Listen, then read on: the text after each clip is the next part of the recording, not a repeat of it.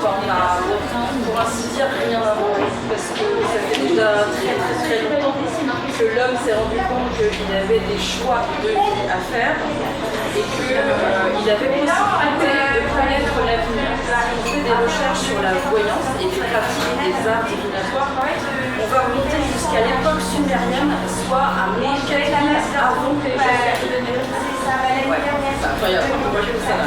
donc si vous faites des petites recherches comme ça, vous allez vous rendre compte qu'en Mésopotamie et en Égypte, ils pratiquaient la géomancie, l'astrologie, la numérologie et les oracles, la consultation des oracles. Donc la voyance, c'est une capacité extrasensorielle, communément appelée clairvoyance, permettant donc de réceptionner des informations du passé, du présent et de l'avenir. C'est-à-dire qu'on peut vraiment avoir les trois.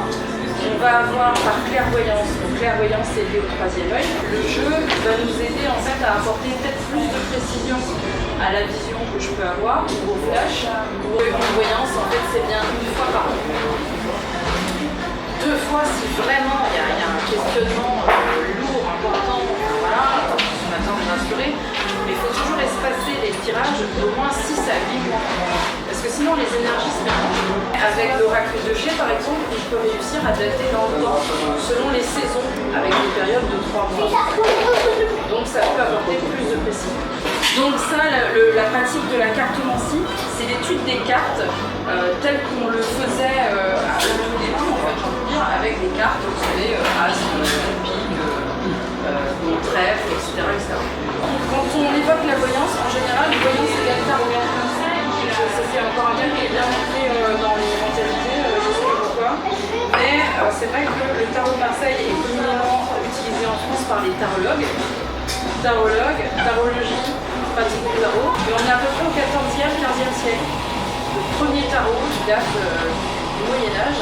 Alors ça c'est un jeu qui est super simple aussi à utiliser. C'est un oracle qui est très intuitif, très facile au niveau de son utilisation. Première carte, je vais la mettre en bas, devant moi. Vous aurez les petits schémas après, hein, je vous ai préparé des supports.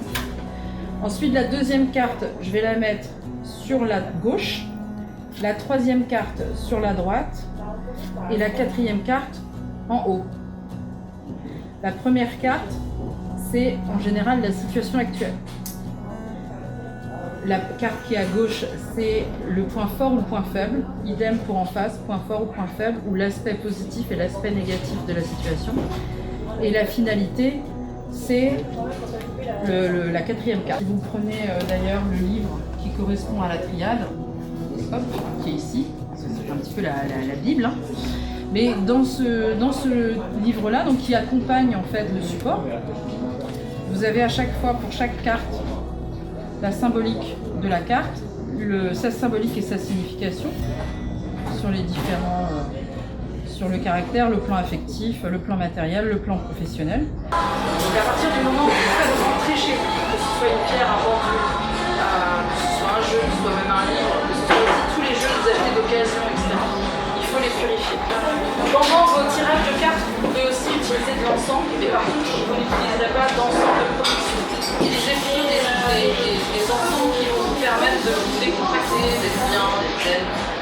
Ça peut être tout ce qui est floral en général, la rose, le lilas, le jasmin, la myrrhe aussi, la myrrhe, le bleu justement de soie. C'est l'ensemble des codes. C'est quelque chose qui va favoriser en fait le bien-être de la personne aussi en face de vous. Et puis vous pouvez aussi utiliser des pierres et des cristaux qui vont favoriser aussi la connexion avec le monde subtil, comme l'améthyste, j'en ai deux sur la lave laveuse, je crois.